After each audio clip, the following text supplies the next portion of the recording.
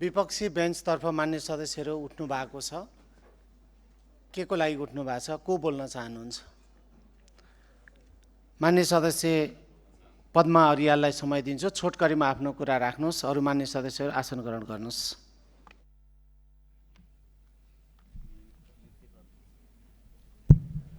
श्रम संस्कृति पार्टीका मान्य सदस्यहरू, यहाँहरूले बोल्न समय माग्न खोज्नु भएको हो। म समय दिन्छु, बस्नुहोस्। सम्माननीय सभामुख महोदय, सम्माननीय प्रधानमन्त्रीज्यूको अभिव्यक्तिलाई लिएर हामीले यो सदनमा सङ्घर्ष गरेका थियौँ। बजेटमाथि छलफल गर्नुपर्ने, समयमै बजेटलाई पास गर्नुपर्ने, यो जिम्मेवारीलाई बोध गर्दै हामीले सङ्घर्षको रूप परिवर्तन गरेका हौँ। त्यसै सन्दर्भमा सभामुख महोदय,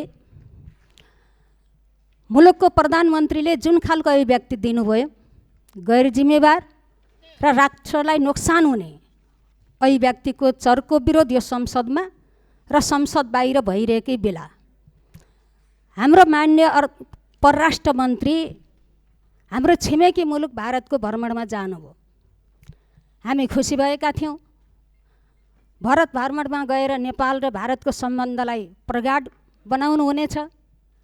हाम्रा बिचमा भएका जे असमझदारी हुन् ती असमझदारीहरूलाई समझदारी कायम गराउनको निम्ति सहयोग पुर्याउनु हुनेछ भन्ने हाम्रो विश्वास थियो। तर दुर्भाग्यको कुरा, न्यानो आतिथ्यतामा रमाउँदै बिछाइएका कार्पेटहरूलाई कुल्छँदै उहाँले राष्ट्रवादलाई भुल्नु भएछ। हामीले सुन्यौँ, हामीले अतीतको बोझलाई बोक्न सक्दैनौँ भनेर रातो कार्पेटभित्र छोपिएको राष्ट्रघाती अभिव्यक्ति मान्य हाम्रो परराष्ट्र मन्त्रीले दिनुभयो। यता सम्माननीय प्रधानमन्त्रीज्यूले राष्ट्र विदेशीको जमिन अतिक्रमण गरेको कुरा अभिव्यक्त गर्ने, उतातिर परराष्ट्र मन्त्रीज्यूले समकक्षीसँग बस्दै इतिहासको बोझ बोक्न नसक्ने कुरा गर्ने। सभामुख महोदय, पारी बाख्रा आएको वारी बाख्रा हराएको। आज यो युक्तिलाई चरितार्थ यो कुराले गरिरहेको छ। यसै परिदृश्यमा केही आशंका, केही जिज्ञासा र गम्भीर प्रश्नहरू खडा भएका छन्। मैले आग्रह गर्न चाहन्छु, साँच्चै उहाँले त्यो के चिजलाई भन्न खोजेको हो? अतीतको बोझ हामी बोक्न सक्दैनौँ भनेर के चिजलाई भन्न खोज्नु भएको हो? हामी त्यसको जवाफ माग्न चाहन्छौँ र केही गम्भीर प्रश्नहरू छन्, म राख्न चाहन्छु कि आज संसदमा राष्ट्रियताको सन्दर्भमा छलफल गर्दै गर्दा उहाँले हाम्रो कालापानी, लिपुलेक र लिम्तियाधुरा लगायतका अतिक्रमित जमिनहरूको नेपालको दावालाई हामीले बोक्न सक्दैनौँ भनेर भन्नुभएको हो, या अरू कुनै राष्ट्रिय महत्त्वका विषयहरूलाई भन्नुभएको हो? त्यति मात्र होइन सभामुख महोदय, आज सिमानामा नेपालीहरू सीमा रक्षाका निम्ति लडिरहेका छन्। केही सीमा रक्षामा लडिरहेका नेपालीहरूको बोझलाई मैले बोक्न सक्दिनँ भनेर भन्नुभएको हो। यस्ता गम्भीर प्रश्नहरू आज हाम्रा सामु खडा भएका छन्। तसर्थ सम्माननीय सभामुख महोदय, सरकारका मान्य मन्त्रीजीहरूले पनि सम्हालिएर बोल्नु पर्दछ। सरकारका मन्त्री बोल्ने भनेको राष्ट्रको नीति बोल्ने कुरा हो। राष्ट्रको नीति सरकार परिवर्तन हुँदैमा राष्ट्रको नीति परिवर्तन हुँदैन।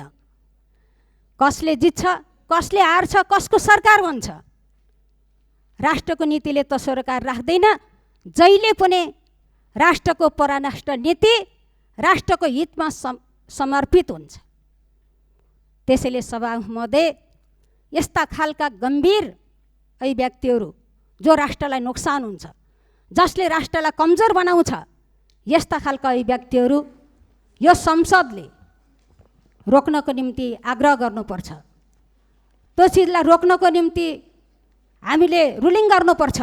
म सभामुख महोदयलाई यो राख्न चाहन्छु। मैले यसै सन्दर्भसित जोडेर अर्को प्रसङ्ग पनि राख्न चाहन्छु। सभामुख आफ्नो महोदय, भनाइ छोट्यौँ मान्य सदस्य। म अन्तिमतिर हामी प्रतिपक्षहरू बडो उदार भएर बजेट छलफलको निम्ति एउटा वातावरण बनायौँ।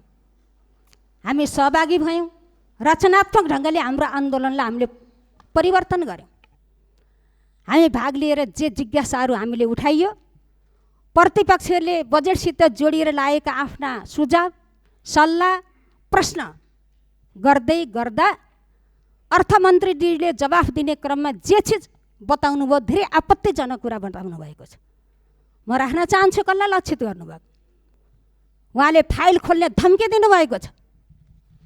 पूर्वोक्त मान्यहरूले पनि हिजो अस्ति बोल्नुभएको छ, म आजका दिनमा पनि भन्छु। नम्बर 1, टी स्टेटको फाइल 1 नम्बरमा खोलियोस्। म यो हार्दिक आग्रह गर्न चाहन्छु। त्यसपछि विपक्षीसित जोडिएका ओम्नी हुन् कि वाइड बडी हुन् कि के फाइल हुन्, तपाईँहरूको हातमा छ। सरकारलाई म भन्न चाहन्छु यो सदन मार्फत ती खोलियोस्। साँचो कुरा जो त बाहिर ल्याइयोस्। यद्यपि आज लगाइरहेका आरोपहरू साबित भएनन् भने, छानबिनले सत्य ठहरिएनन् भने त्यसको कठघरामा मान्छेको स्वाभिमानमाथि आँच आउने, गम्भीर आरोपहरू लगाउने अनि त्यसको जिम्मेवारी लिएर त्यसको कठघरामा उभिने आँट उहाँले गर्नुहुन्छ कि गर्नुहुन्न? मैले यो प्रश्न पनि गर्न चाहन्छु। तसर्थ सभामुख महोदय, बुढी मरी भरेन होइन, काल पल्क्यो भनेर डराउनु पर्छ, चिन्तित हुनुपर्छ भन्ने एउटा भनाइसँग सहमति हुँदै हामीले कस्तो संस्कार बसाल्दैछौँ। सरकारकै जिम्मेवार व्यक्तिहरू, सरकारकै जिम्मेवारी लिएका मन्त्रीहरू नाङ्गै आएर आरोपित गर्ने, धम्काउने अनि स्वरलाई कमजोर बनाउनको निम्ति विभिन्न खालका काण्डहरूका फाइल देखाउँछु भनेर जुन खालको धम्काइरहनु भएको यो छ सरासर गलत चिज छ। यो खेदजनक चिज छ। म यो कुरा राख्न चाहन्छु। यो दिशातर्फ पनि सम्माननीय सभामुख महोदयको ध्यान जाओस्। मैले यिनै कुरा राखेर हाम्रो विरोध जारी छ। धन्यवाद।